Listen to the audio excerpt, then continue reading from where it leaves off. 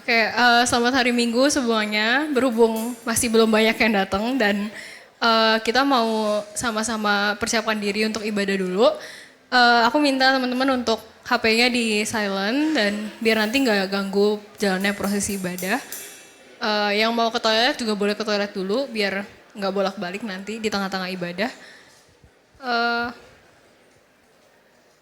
Selamat mempersiapkan diri dan silakan bersaat teduh.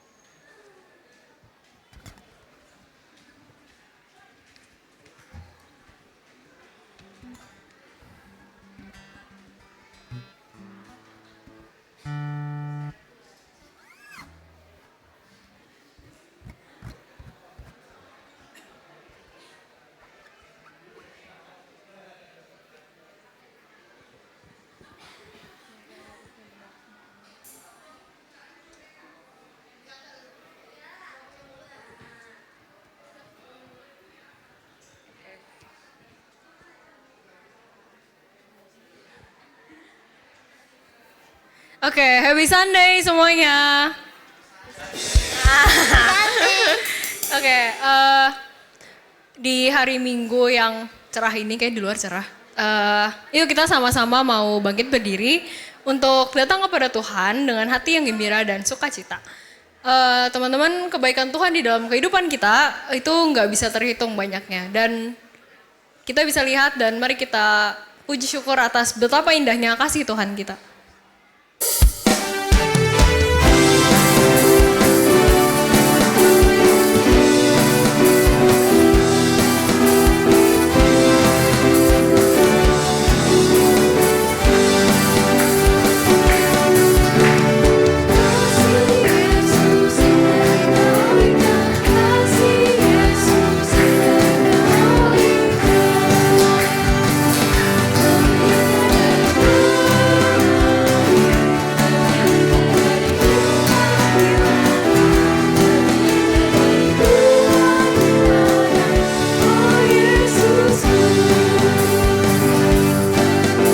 Kita katakan sekali lagi, betapa indahnya kasih Tuhan kita.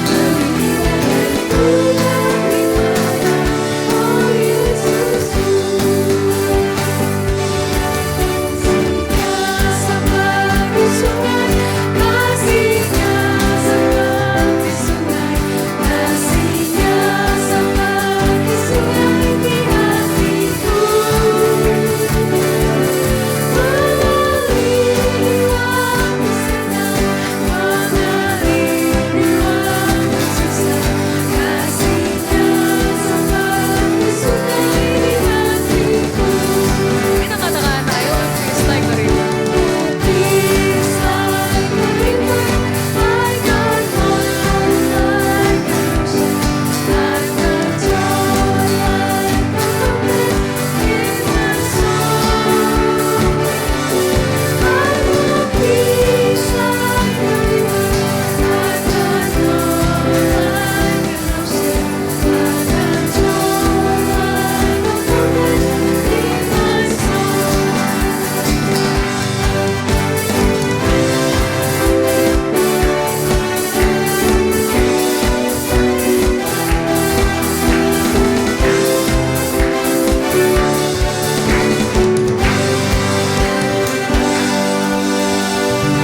Kebaktian ini berlangsung atas pertolongan Allah Bapa, Putra, dan Roh Kudus. Amin. Kasih karunia dan damai sejahtera dari Allah Bapa kita menyertai teman-teman sekalian. dan besertamu juga. Silakan duduk teman. Oke, di dalam minggu-minggu ini selama persiapan saya menjadi liturgos, mungkin sebagai remaja saya sendiri menyadari bahwa di umur sekarang ini remaja itu punya kesempatan untuk mengenal banyak hal, eksplor banyak hal, dan mungkin beberapa dari kita ngerasain tuntutan, semacam tuntutan untuk terus melakukan hal-hal untuk mempersiapkan masa depan kita gitu. Mungkin ada muncul rasa khawatir, cemas, atau nggak tenang gitu karena kita nggak tahu apa yang akan terjadi ke depannya, dan mungkin kita takut tentang masa depan kita akan seperti apa dan khawatir gitu. Tapi teman-teman perlu kita ingat bahwa Amsal 23 ayat 18 berkata, karena masa depan sungguh ada dan harapanmu tidak akan hilang. Mungkin kita sebagai manusia nggak tahu apa yang akan kita hadapi di masa yang akan datang, atau bahkan hari esok pun kita nggak tahu akan ada apa gitu. Tapi suatu hal yang harus kita tahu dan kita percaya, yakni bahwa Allah selalu menyertai kita.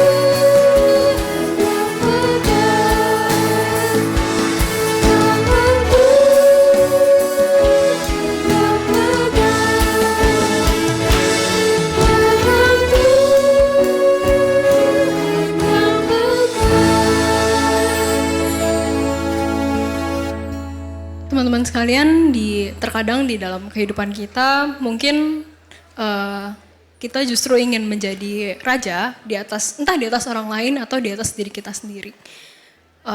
Mungkin ini juga berakar dari ketakutan kita tadi yang sudah disebutkan akan masa depan, sehingga kita itu mulai melakukan segala cara, entah itu sesuai kehendak Tuhan ataupun tidak, untuk mencapai apa yang kita inginkan gitu. Kita fokusnya cuma kepada apa yang mau kita lakukan, apa yang ingin kita capai, dan semuanya itu berfokus pada aku, dan aku. Sementara kita semua tahu bahwa sejatinya Kristuslah Raja kita. Dialah Raja yang memimpin dalam setiap hal di kehidupan kita.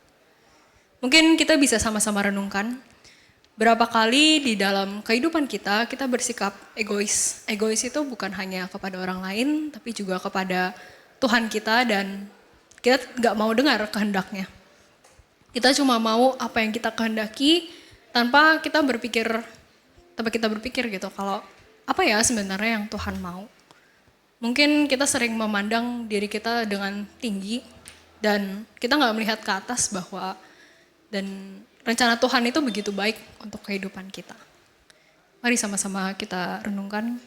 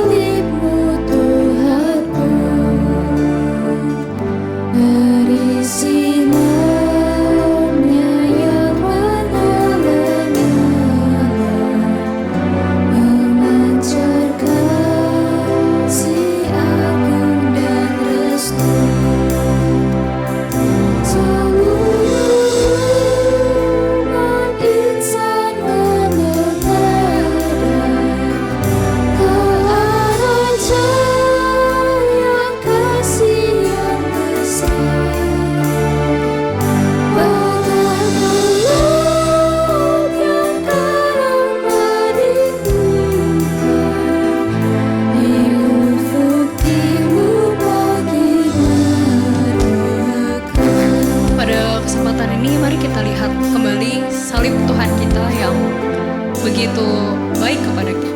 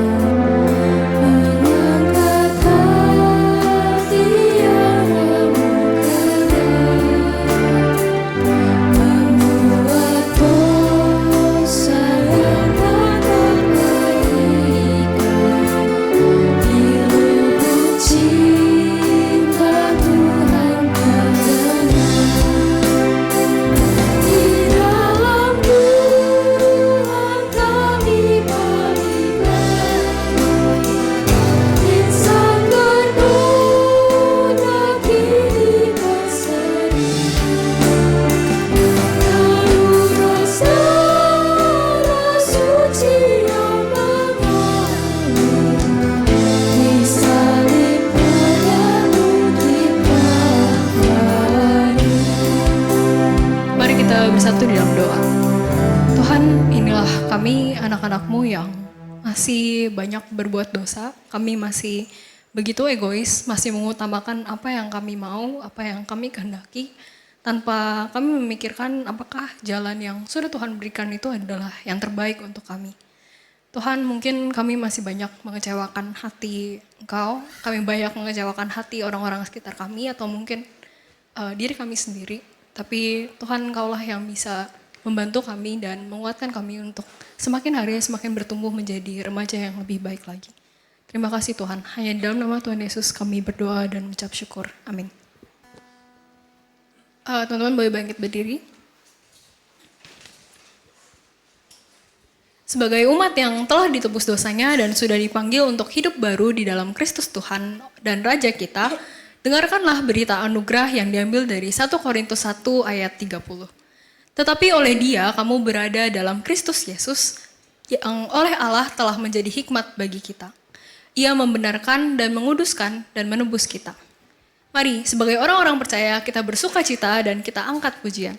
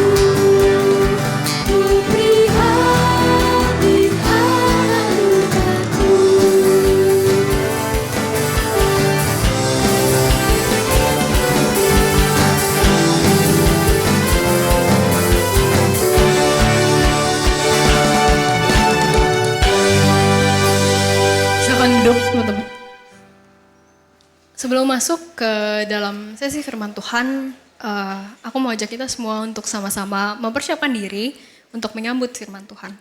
Kita siapkan hati, kita teduhkan pikiran kita untuk fokus akan Tuhan dan firman-Nya. Sebab firman Tuhanlah yang selalu menyertai kita di dalam kehidupan kita.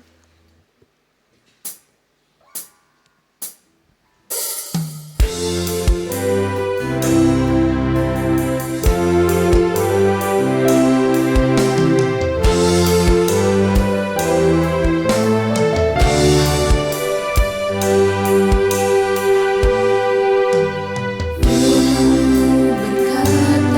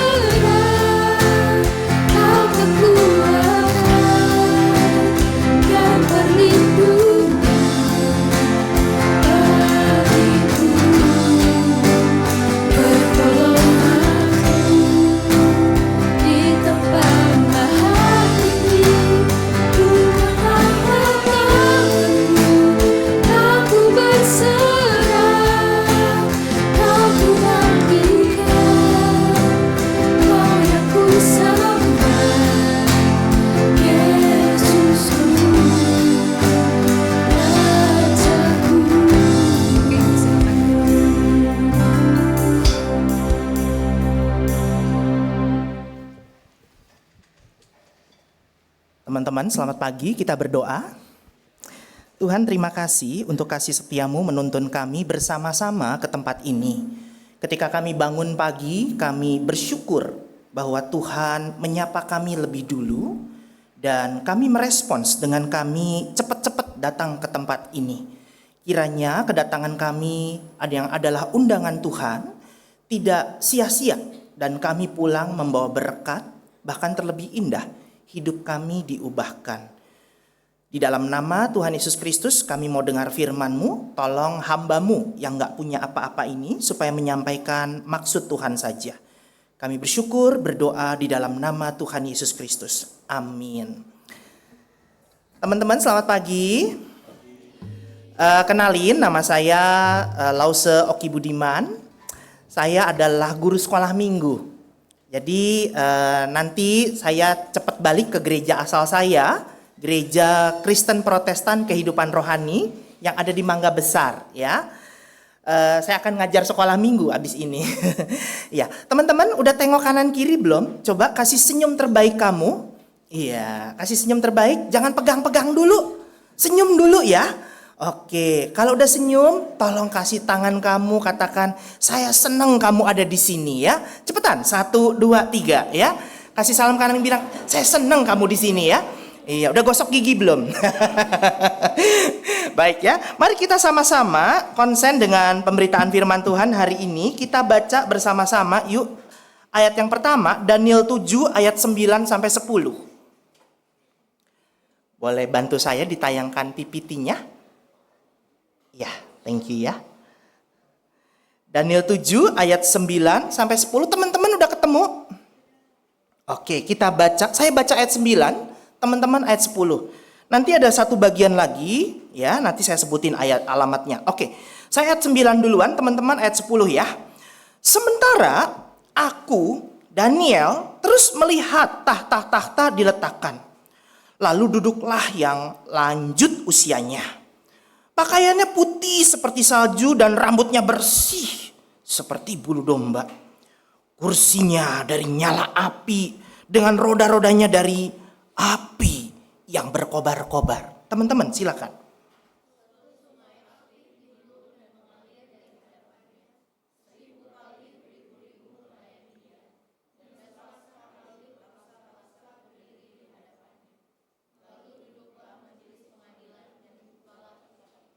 Satu ayat lagi dari Injil Yohanes 18 ayat 33 sampai 34 ya. Injil Yohanes 18 ayat 33 sampai 34. Udah ketemu? Coba tengok kanan kiri, udah ketemu belum? Oke ya. Saya baca ayat 33, teman-teman 34. Siap ya? Maka kembalilah Pilatus ke dalam gedung pengadilan. Lalu memanggil Yesus dan bertanya kepadanya, "Engkau inikah raja orang Yahudi?"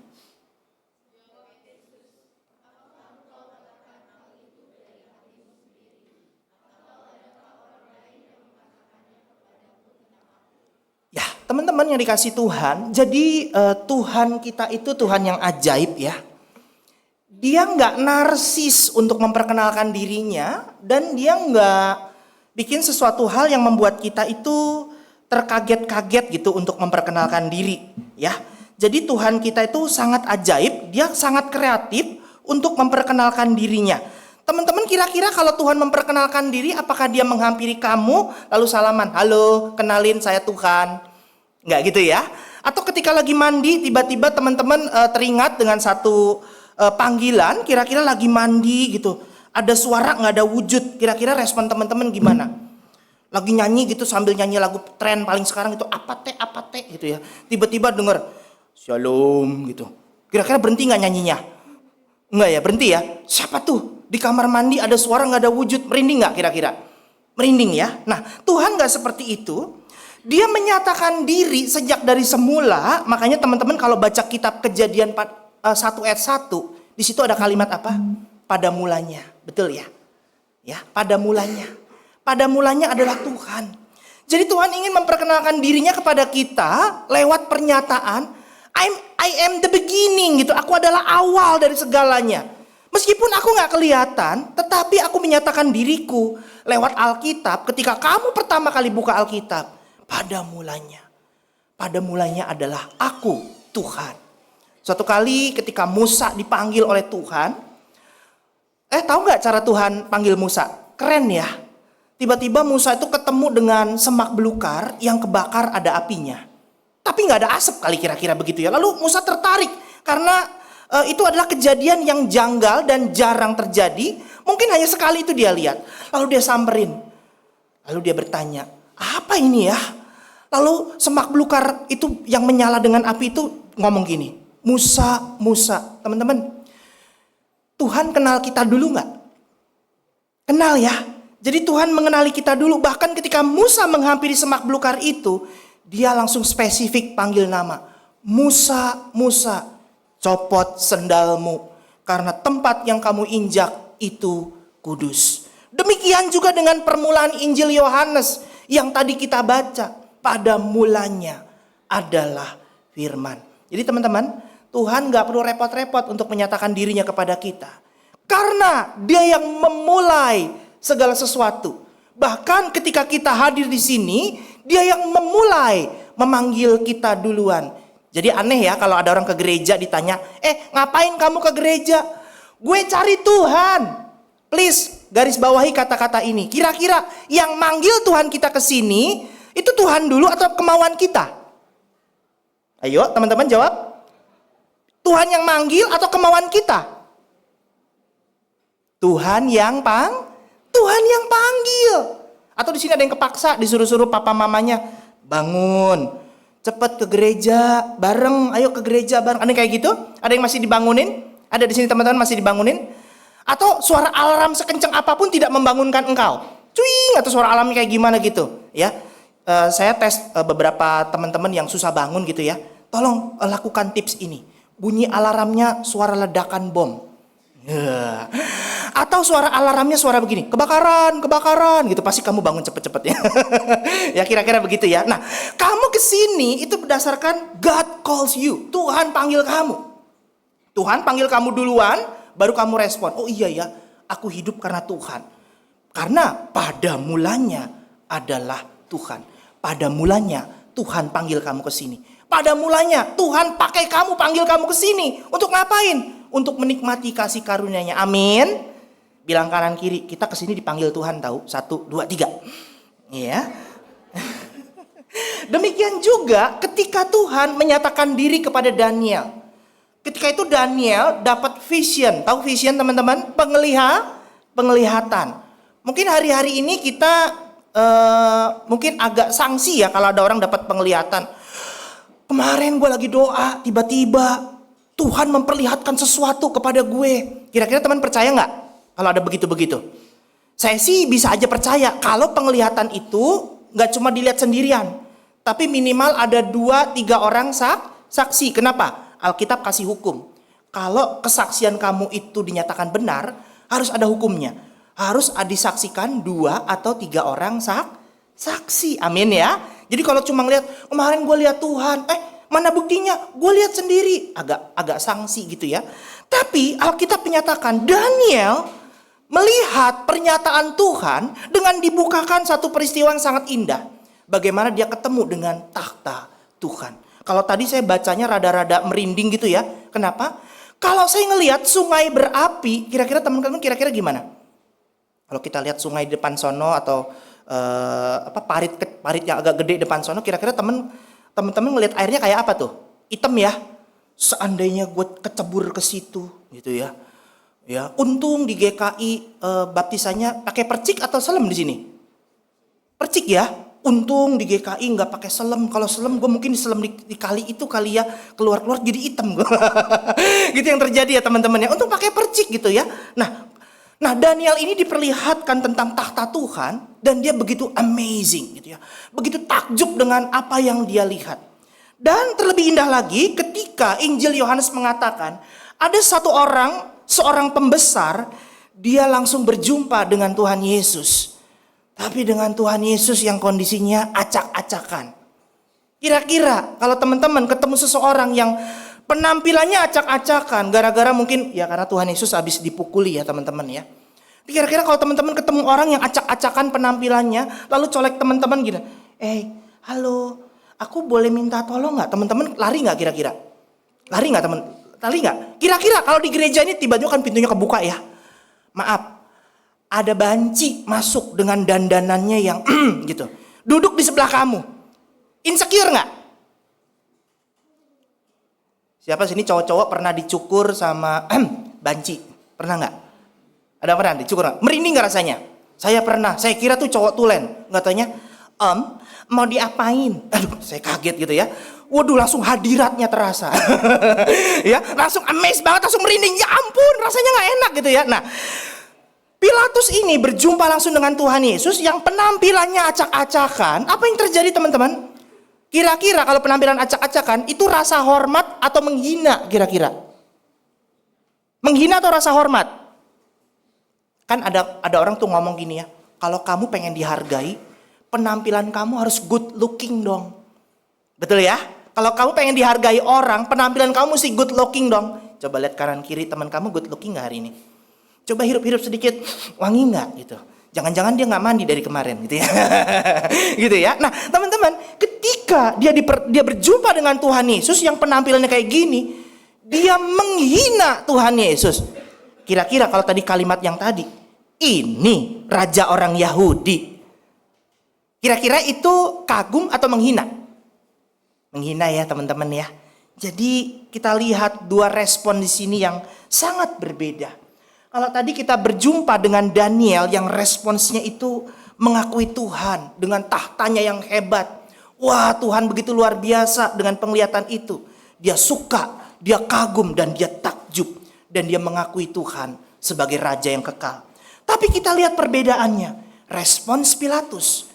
Dia justru tidak mengakui Yesus sebagai raja. Justru dia menghina Yesus sebagai raja. Ternyata Alkitab kita begitu jujur. Ada orang-orang yang memang diberi kesempatan untuk merespons siapa Tuhan dengan begitu takjub. Tapi ada orang-orang yang merespons Tuhan dengan tidak takjub alias menolak Tuhan. Pertanyaannya, teman-teman mau respon seperti apa? Kalau teman-teman udah tahu keterangan dari Alkitab kita, ternyata ada dua respons. Yang pertama takjub, yang kedua justru menghina. Ya. Kita melihat di sini, kita di mana posisinya, gitu ya. Mari kita tanya dengan pertanyaan ini. Terus gimana saya memberi respons, bahkan kita tahu bahwa Tuhan itu raja. Teman-teman, ada pada kita Alkitab, ya, perjanjian lama, perjanjian baru. Tuhan itu menyatakan dirinya bahwa dia itu berkuasa. Tuhan itu menyatakan dirinya dia adalah segala-galanya. Bahkan ada pada kita kesaksian para nabi, termasuk kesaksian Daniel yang tadi. Bahkan secara spesifik, Injil yang tadi kita baca menyatakan siapakah Yesus itu. Ya. Satu kali saya diberkati dengan sebuah lagu yang judulnya Who Am I? Kalian pernah menyanyikan lagu itu di sini? Who am I? Tahu ya lagu itu ya? Itu adalah pertanyaan kepada diri sendiri. Siapakah aku di hadapan engkau? Aku ini apa dan engkau itu siapa? Engkau itu Tuhan maksud aku ya. Jadi ketika kita sadar berhadapan dengan Tuhan, meskipun Tuhan gak kelihatan, kita tuh mikir, Tuhan itu apa ya? Kadang-kadang saya mikir ya, kita ini sebagai generasi muda, itu berpikir Tuhan itu ditempatkan sebagai sahabat. Kalau sebagai sahabat kira-kira kita nganggep cincai gak Tuhan itu? Tahu cincai? Tuhan gak apa-apa lah. Ntar lagi kan ujian, gue bikin contekan dikit-dikit gak apa-apa dong gitu kan. Gak apa-apa lah cincai, engkau kan sahabatku, ngertiin aku. Ada yang begitu loh. Saking hipernya menganggap Tuhan itu sahabat. Dan tidak menganggap Tuhan itu penguasa buat dirinya. Dan ternyata setiap minggu kita ke gereja, setiap saat kita baca Alkitab, setiap saat kita saat teduh, ataupun setiap saat kita baca renungan, itu gak cukup buat kita membuat kita mengaku Yesus sebagai Tuhan. Meskipun kamu udah aktif pelayanan, belum tentu kamu melayani Tuhan. Jangan-jangan kamu pelayanan, tapi kamu sedang melayani dirimu sendiri. Jangan-jangan ketika kamu melayani, kamu dipuji. Bagus ya tadi pelayanannya, thank you ya. Oh, terima kasih. Gitu ya. Kira-kira kamu dipuji, kira-kira gimana? Hati berbunga-bunga dong, hidungnya push up gitu ya. Lalu apa, jantungnya jedak-jeduk dong, asik, ternyata ada yang happy dengan pelayanan gua. Seharusnya ketika kita pelayanan kita dipuji, thank you ya pelayanannya, tadi amazing banget suaramu, tadi main musiknya, waduh gila, soulnya dapet banget gitu ya. Waduh chord-chordnya miring-miring, luar biasa gue diberkati dengan kebaktian hari ini, kayak konser musik. Kira-kira teman-teman kalau dipuji kayak gitu harusnya ngomong apa? Thank you guys, segala kemuliaan bagi Tuhan. Kira-kira kamu dipuji mesti gitu ya? Yuk jawabannya apa sama-sama? 1, 2, 3. Segala kemuliaan bagi Tuhan, bukan buat gue. Ya, untung di gereja ini nggak ada momen kayak di gereja-gereja sebelah gitu ya. Beri kemuliaan bagi Tuhan. Saya sering tuh di kebaktian youth yang WL-nya tuh di ending kalau abis nyanyi lagu cepet, tepuk tangan. Selalu endingnya selalu gini, beri kemuliaan bagi Tuhan. Selalu direspon dengan apa teman-teman? Tepuk tangan. Tapi dalam hati si WL, selebihnya buat gue. Gitu ya. Beri kemuliaan bagi Tuhan, tapi jangan lupa gue. Ya. Ini yang terjadi pada kita. Sekalipun kita udah aktif di gereja dan sekalipun kita melayani, belum tentu Tuhan itu jadi raja buat kita. Nah, lewat kesaksian para nabi, lewat kesaksian Injil, apakah itu sudah cukup bagi kita untuk yakin Tuhan itu sebagai raja? Dengan kehidupan kita yang kompleks seperti ini. Siapa yang hari-hari berangkat sekolah ataupun kuliah ataupun kerja, bangun pagi langsung buru-buru, terus nggak sempat doa, nggak sempat baca Alkitab? Gue banget gitu ya, betul ya? Siapa di sini bangunnya pas-pasan, bahkan nggak sempat mandi gitu ya, cuma cuci muka doang langsung berangkat jeger gitu ya? Nah, yang terjadi adalah kita begitu sibuk sampai-sampai kita kurang menempatkan diri atau meluangkan waktu untuk kita punya waktu khusus menikmati Tuhan hari itu. Jadi memang sih ada anjuran lebih baik sebelum kita melakukan aktivitas, mulailah dirimu dengan takut akan Tuhan gitu ya. Mulailah dirimu dengan engkau tunduk di hadapan Tuhan. Mulailah dengan engkau menikmati sapaan Tuhan yang lebih dulu mampir ke kupingmu, mampir ke matamu. Dia menyapa engkau dengan matahari yang begitu indah. Tetapi ada nggak tempat bagi Tuhan sebagai raja dalam hidupmu dengan aktivitasmu yang begitu sibuk? Pulang sekolah aja kita ngapain? Ada yang les piano, ya abis pandemi ini ngapain ya? Les apa lagi? Les Mandarin, ada yang les matematika, ada yang les, yang jurusan IPA tahu sendiri, ada les kimia, les fisika dan sebagai rupa berbagai macam pelajaran. Setelah sampai rumah kita lesehan. Udah les ini kita sampai rumah kita lesehan gitu ya. Waduh, yang terjadi waktu kita habis, tenaga kita habis, dan kita nggak pernah care. Who cares if God is the Lord? Siapa yang peduli kalau Tuhan itu raja gitu ya? Aku sekolah, aku kuliah, aku kerja. Who cares dengan Tuhan? Ya, ngapain gue peduli dengan Tuhan? Itu yang terjadi mungkin dengan hidup kita. Saking sibuknya kita nggak bisa menikmati ataupun tidak menyadari Tuhan sebagai raja kita. Kenapa? Kenapa begitu? Kalau tadi teman-teman cermati ya, kita tadi diajak pengakuan dosa. Teman-teman ngomong apa sama Tuhan? Teman-teman kira-kira ngomong apa tadi sama Tuhan? Merasa guilty feeling gak? Kalau tadi kita cermati, tadi liturgis ngomong ya, yuk kita datang sama Tuhan, kita rendahkan diri, kita minta belas kasihan Tuhan, Tuhan ampuni kita gitu ya. Kita ini bikin dosa setiap saat gitu. Ada yang suci all the time? Enggak kan? Kapan kita berhenti berbuat dosa? Ada yang tahu gak teman-teman? Lagi tidur kita bisa bikin dosa gak? Bisa, lagi tidur kaki kita nendang orang gitu ya. Siapa tahu ada teman kita sebelah tidur atau saudara kita gitu ya, kakinya nyampe ke hidung orang. Yang terjadi begitu ya, kita bikin dosa waktu tidur gitu ya. Nah, yang terjadi adalah dalam ketidaksadaran pun kita berbuat dosa. Jadi, selama kita berdosa, ketika ada ajakan untuk mengaku dosa, kita mesti ngomong benar-benar sama Tuhan. Kita mesti sadar benar-benar sama Tuhan. Tuhan, gue bikin dosa apa? Mulai hati kita searching. Ya, pikiran kita searching, gue bikin dosa apa ya hari ini ya? Kok tadi emak gue marah-marah ya? Kok tadi bokap gue marah-marah ya? Kok tadi cece gue, kok gue marah-marah? Kenapa ya gitu ya? Kok tadi gue ditegur polisi ya gara-gara gak pakai helm ya? Apakah itu dosa? Ya dosa, ngelanggar hukum lalu lintas gitu kan? Siapa di sini naik motor gak punya SIM? Ada gak? Dosa gak?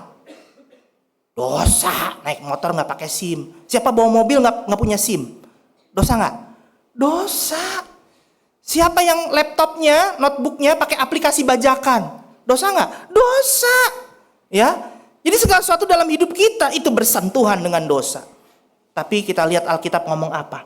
Selama kita berdosa, kita menjadi musuh Allah. Boro-boro jadiin Tuhan itu raja. Nggak bisa. Karena kita ciong dengan Tuhan. Kita jadi musuh dengan Tuhan. Kita nggak bisa berbaikan dengan Tuhan. Dan ironisnya, kita nggak sadar. Gitu ya. Kita nggak sadar kalau kita itu orang berdosa. Kita baru sadar setelah diingetin orang. Makanya kalau sadar berbuat dosa, enakan kita ngaku duluan atau tunggu Tuhan utus orang lain membuat kita ngaku. Ayo pilih mana teman-teman? Kalau kita berdosa enakan mana? Ngaku duluan sama Tuhan atau tunggu Tuhan utus orang lain untuk ngingetin kita kalau kita berdosa? Siapa itu di Alkitab? Ada yang tahu nggak? Siapa tuh tokohnya di Alkitab? Daud. Pernah dengar kisah Daud? Ya, ketika Daud ngambil istri orang, dia nggak sadar apa yang dia lakukan itu. Kan gua raja, suka-suka gua. Kalau orang itu nggak mau mampir, habis nanti. Bahkan dia mengatur suaminya untuk ditaruh di medan perang di garis depan. Kira-kira kalau menurut undang-undang kitab hukum pidana abad 22 ini, itu kira-kira Daud itu masuk kategori pembunuhan berencana. Betul ya? Gila ya teman-teman ya. Seorang raja yang diurapi Tuhan, yang dipakai Tuhan luar biasa, nggak sadar melakukan dosa. Apalagi kita. Wow. Kadang-kadang kita ini nggak sadar loh bikin dosa loh. Ngeri ya teman-teman ya. Sampai-sampai Tuhan utus orang yang namanya Nabi Nathan. Dia ingetin, Raja, ada seorang kaya yang punya domba banyak sekali. Tapi begitu dia kedatangan tamu, justru dia curi domba si miskin. Yang cuma punya 2-3 ekor domba. Kira-kira menurut aja gimana orang itu? Daud marah. Panggil orang kaya itu. Supaya dia mengembalikan kerugian si miskin. Dan orang kaya itu harus dihukum. Lalu Nabi Nathan ngomong, orang itu adalah engkau, Tuanku Raja. Malu gak Daud digituin? Dia baru sadar itu dirinya sendiri, teman-teman. Jadi kita nggak bisa merajakan Tuhan selama kita jadi musuh Allah. Jadi kalau kita berdosa, status kita tuh enemy with God. Status kita tuh musuhan dengan Tuhan. Makanya kalau kamu diajak pengakuan dosa, please respons dengan sungguh-sungguh. Please respon dengan penuh respect. Kenapa? Iya ya. Liturgi hari ini ngajakin gue untuk merendahkan diri. Ngaku diri gue berdosa. Di hadapan siapa? Tuhan yang pegang hukum. Tuhan yang punya kuasa. Jadi teman-teman, ini respon terbaik yang bisa kita lakukan. Lalu apakah Tuhan mengampuni kita? Yes, Tuhan mengampuni kita. Tapi kalau kamu berbuat dosa, konsekuensinya jalan terus gak? Jalan gak? Jalan. Contoh begini. Kamu naik motor gak pakai helm. Di lampu merah Tambora situ ya, tiba-tiba ada polisi deketin kamu. Shalom. Kira-kira polisinya ngomong shalom atau enggak ya? Polisinya Kristen banget. Ya, shalom. Iya Pak, ada apa ya? Kok nggak pakai helm? Oh, salah ya Pak? Iya salah dong. Lah, Bapak pakai helm tapi nggak naik motor. Kita balas ngeles begitu ya. Lah, udah minggir dulu. Diambil kuncinya sama polisi. Boleh tunjukkan surat-suratnya? Surat apa ya Pak? Surat-surat kendaraan, surat izin mengemudi. Ya Pak polisinya dengan baik sekali. Nah karena adik melanggar, maka adik kamu SIM-nya Bapak ambil dulu ya. Lalu dapat lembar kertas biru. Pak gak bisa begitu. Loh kok gak bisa? Ya, kan ini ada hukumnya di jalan raya. Wajib pakai helm. Oke Pak. Pak ampunin saya ya. Kan Tuhan aja mengampuni saya. Iya saya tahu deh Tuhan mengampuni kamu. Tapi konsekuensi harus jalan dong. SIM-nya diambil, dapat lembar biru. Konsekuensi. Tuhan mengampuni nggak? Mengampuni. Polisi? Ya enggak, hukum jalan terus. Amin. Itu namanya apa? Kita berdosa, kita jalanin konsekuensi. Tuhan sih ngampunin kalau kamu mau ngaku. Gitu loh. Amin ya. Nah, yang terjadi selama kita berdosa, Tuhan itu indah. Markus 10:45 mengatakan, anak manusia itu atau raja itu datang untuk mencari, ya, untuk mencari dan mengembalakan kita kembali yang terhilang ini untuk menjadi miliknya Dia. Jadi Tuhan lebih dulu cari kita, bukan kita yang cari Tuhan. Tuhan yang dulu cari kita dan menuntun kita, menebus kita, menyucikan kita kembali. Barulah kita gak punya status musuh lagi. Tuhan angkat kita jadi anaknya. Amin teman-teman. Ini keren banget ya kalau Tuhan itu melakukan karya seperti itu. Tapi celakanya kalau kita gak sadar, kita gak menghargai kasih karunia ini, maka hidup kita akan sia-sia. Kita akan lewat begitu aja. Dan celakanya lagi, selama kita berdosa, kita gak bisa diberi motivasi, kita gak bisa diberi instruksi, kita gak bisa dikasih visi atau misi untuk kita berubah dan mengakui Tuhan sebagai Raja. Kita gak bisa. Kita butuh sesuatu yang lebih kuat dari kekuatan kita. Kenapa? Karena kita gak bisa apa-apa. Teman-teman, sepinter-pinternya kamu itu lemah. Sekaya-kayanya kamu, kekayaan kamu gak bisa menyelamatkan kamu. Ya, sehebat-hebatnya orang tuamu tidak bisa menolong kamu. Oleh sebab itu teman-teman, kamu perlu kekuatan. Kekuatan itu datangnya dari Tuhan. Saya ajak teman-teman buka Roma 1 ayat 16. Ya. Boleh kita baca sama-sama Roma 1 ayat 16 teman-teman? Iya. Sudah ketemu? Oke, kita butuh kekuatan ini. Yuk kita baca sama-sama. 1, 2, 3. Sebab aku mempunyai keyakinan yang kokoh dalam Injil. Karena Injil kekuatan Allah yang menyelamatkan setiap orang yang percaya. Pertama-tama orang Yahudi, tetapi juga orang Yunani.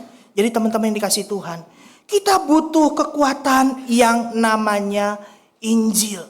Injil ini menolong kita, bahkan lebih powerful daripada kita dikasih motivasi. Contohnya begini, kamu kan berdosa ya, kamu kan kacau hidup lu. Mau gak kamu yuk kita dorong lebih banyak ke gereja. Gak mengubahkan orang. Nah teman-teman, daripada kamu gak ada arah hidup ya, yuk kita datang pada Tuhan, Dia akan beri kamu arah hidup. Gak akan menolong teman-teman. Ya, bahkan ketika kita dikasih visi, dikasih instruksi, itu tidak akan mengubah hidup kita. Kenapa? Kita gak butuh itu. Kita butuh kekuatan Allah untuk bisa lepas dari dosa, untuk menjadikan Tuhan itu Raja. Itu bukan kemampuan kita, itu bukan kuat kita. Kita butuh kekuatan Allah. Oleh karena itu akuilah dirimu lemah di hadapan Tuhan. Akuilah kita ini orang-orang rapuh di hadapan Tuhan. Kita gak punya kekuatan apa-apa selain daripada kekuatan Allah sendiri. Dan melalui Injil inilah kita dapat menjadikan Kristus itu Raja kita. Dan kita sanggup seperti Daniel yang memberi respons takjub kepada Allah.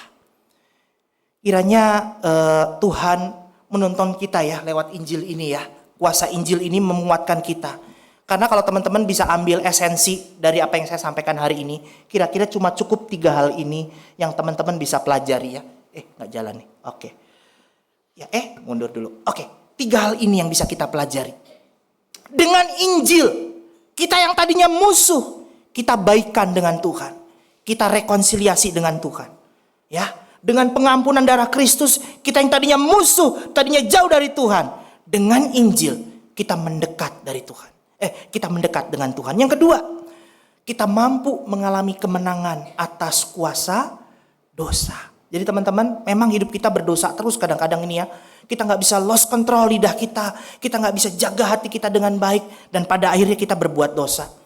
Dan kita butuh kasih karunia Allah. Lewat kuasa Injil, kita akan mengalami kemenangan. Karena tadi Injil, definisinya apa teman-teman? Kekuatan Allah. Bukan kekuatan kamu. Kekuatan Allah yang menyelamatkan kamu. Yang ketiga, marilah kita alami Injil. Mengalami kuasa Allah. Mengalami Tuhan sebagai Raja di atas seluruh dimensi kehidupan kita. Apa aja dimensi kehidupan kita? Mungkinkah hari ini kita terikat dengan teknologi? Kita gak bisa lepas dari gadget gitu ya. Mata kita itu udah jadi berhala gitu ya. Kalau gak lihat gadget, gak lihat handphone kita, rasanya gatel mata kita itu.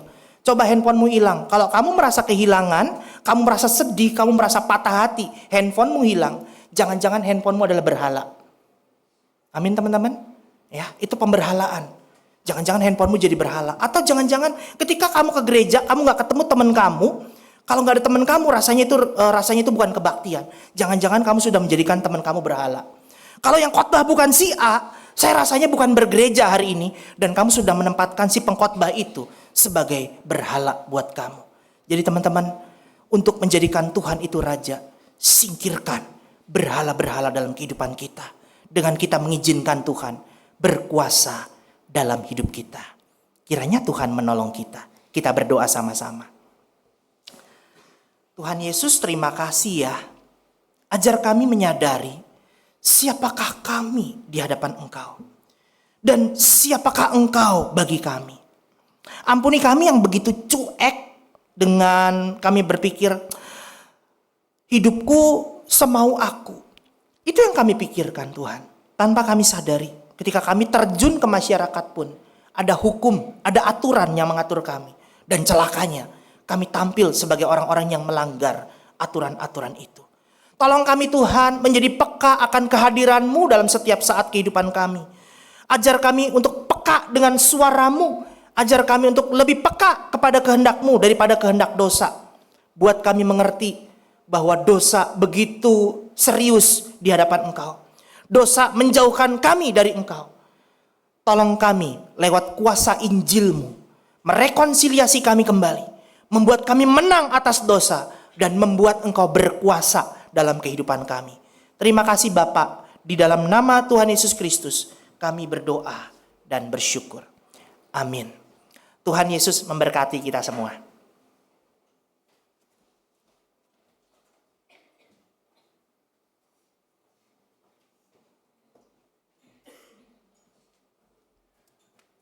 Mari jemaat remaja yang kasih Tuhan, kita bangkit berdiri. Bersama dengan jemaat masa lalu, masa kini, dan masa depan, kita mengikrarkan pengakuan iman rasuli, seturut pengakuan iman rasuli kita. Aku percaya kepada Allah, Bapa yang Maha Kuasa, Khalik langit dan bumi, dan kepada Yesus Kristus, Anak yang tunggal Tuhan kita, yang dikandung dari Roh Kudus, dari anak darah Maria, yang menderita sengsara di bawah pemerintahan Pontius Pilatus, disalibkan, mati dan dikuburkan, turun ke dalam kerajaan maut. Pada hari yang ketiga, bangkit pula dari antara orang mati, naik ke surga, duduk di sebelah kanan Allah, Bapa yang Maha Kuasa. Dan dari sana ia akan datang untuk menghakimi orang yang hidup dan yang mati. Aku percaya kepada Roh Kudus, gereja yang kudus dan am, persekutuan orang kudus, pengampunan dosa, kebangkitan orang mati, dan hidup yang kekal. Amin.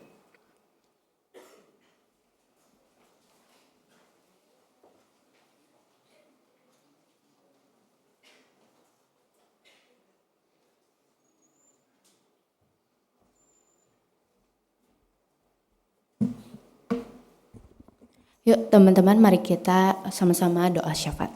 Mari kita bersatu dalam doa. Allah Bapa kami yang bertata di dalam surga, terima kasih ya Tuhan, Engkau telah memanggil kami untuk boleh beribadah bersama-sama dan mendengarkan firman-Mu. Ajarkan dan tuntun kami untuk bisa memaknai dan mengaplikasikan Injil dalam kehidupan kami.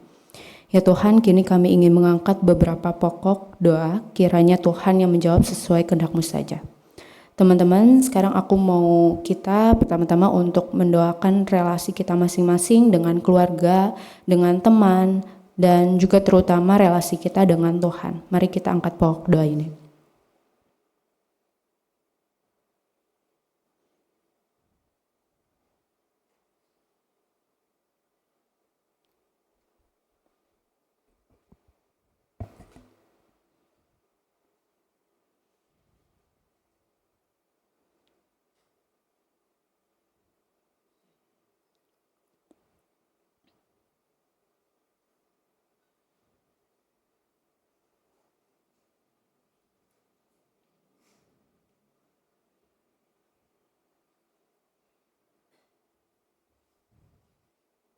Ya Tuhan, kami juga mau berdoa untuk bangsa dan negara kami, untuk segala hal yang sedang dikerjakan, segala permasalahan sosial, perekonomian, politik. Kami mau berdoa untuk setiap keputusan dan apa yang dilakukan di dalam negara kami, biarkan sesuai kehendak-Mu saja. Berdoa juga untuk tanggal 27 November nanti yang akan diadakan pencoblosan pilkada bersama.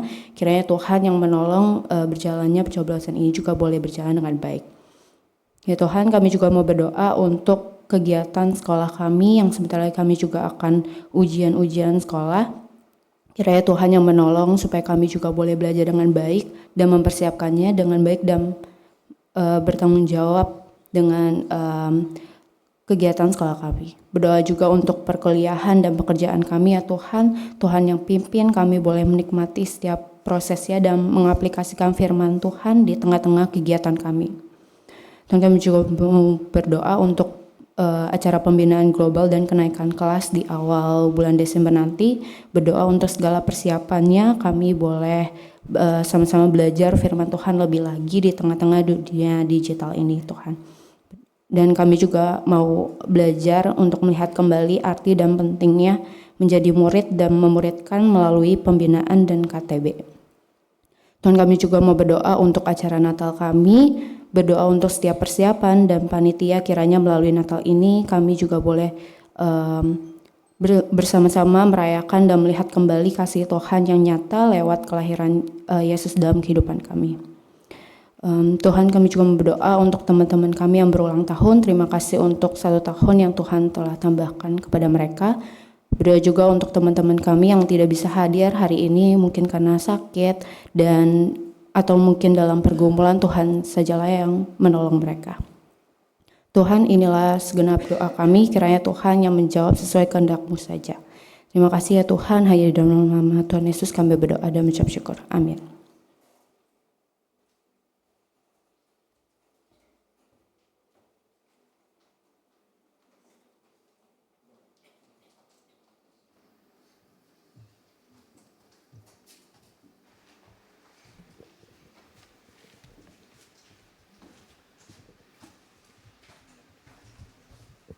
Oke, teman-teman ada yang belum dapat amplop persembahan? Boleh angkat tangan? Tunggu sebentar ya. Kita di minggu ini menjelang Natal, kita ada 2 amplop persembahan yang bisa teman-teman isi. Ada yang warna hijau itu amplop persembahan mingguan, dan ada yang warna putih itu untuk persembahan Natal. Buat teman-teman yang mau kasih persembahan pakai e-wallet juga bisa scan yang di dekat kursi atau nanti yang ditayangin di layar. Ayat persembahan kita pada hari ini diambil dari Kolose 3 ayat 17. Segala sesuatu yang kamu lakukan dengan perkataan atau perbuatan, lakukanlah semuanya itu di dalam nama Tuhan Yesus sambil mengucap syukur melalui Dia kepada Allah Bapa. Kita begitu bersyukur atas segala kebaikan dan penyertaan Tuhan di dalam kehidupan kita. Oleh karena itu, mari bersama-sama kita ungkapkan rasa syukur kita.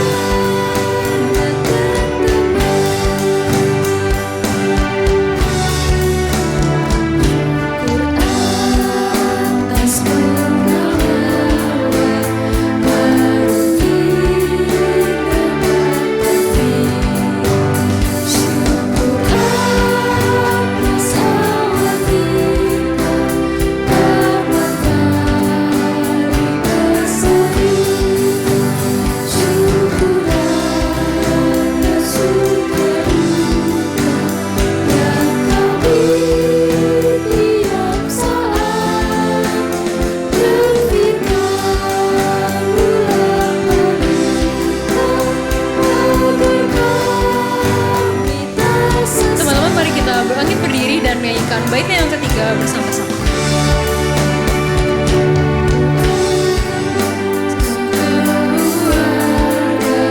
Keluarga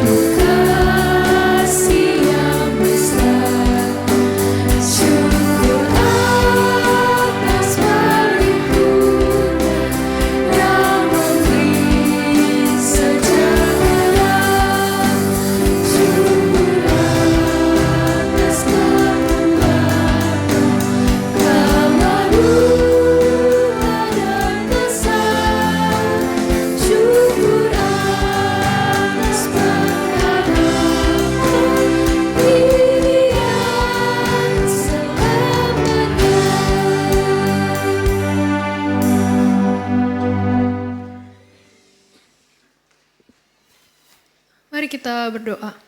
Tuhan, inilah kami membawa persembahan kami yang terbaik yang bisa kami berikan. Tuhan, mungkin persembahan ini tidak ada apa-apanya jika dibandingkan dengan berkat yang telah Engkau berikan kepada kami, tapi biarlah persembahan ini bisa Engkau pakai untuk semakin memperluas kerajaan-Mu saja. Terima kasih Tuhan, amin.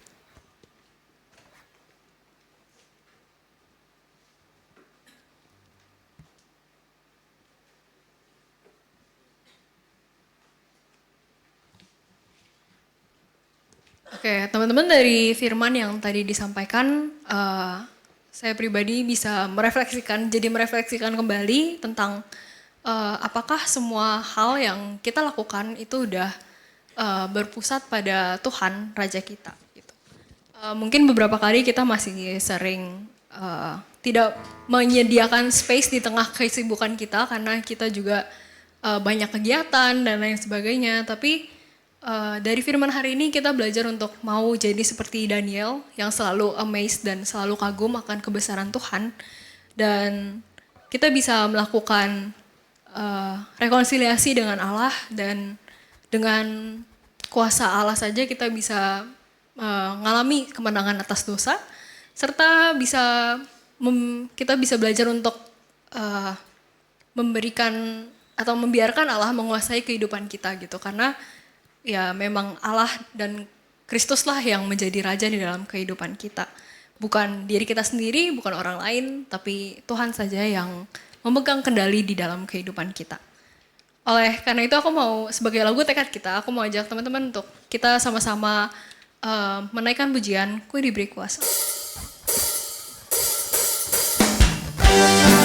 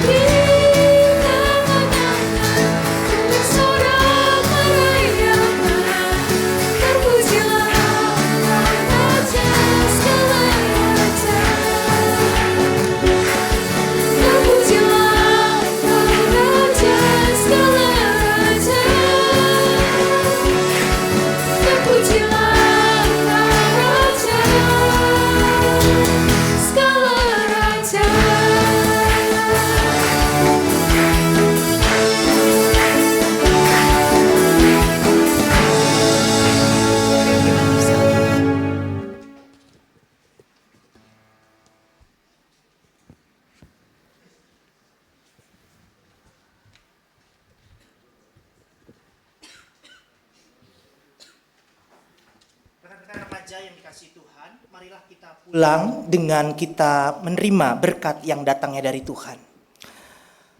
Remaja yang adalah milik Kristus, jadilah berkat di segala tempat di mana engkau berada, karena Kristus adalah Raja di atas segala raja bagi kehidupan kita. Oleh sebab itu pulanglah dan terimalah berkat yang datangnya dari Tuhan. Biarlah kasih daripada Allah Bapa, keselamatan dalam Kristus Yesus, dan penghiburan persekutuan dari Roh Kudus Allah beserta dengan kita dari hari ini sampai selama-lamanya. Amin.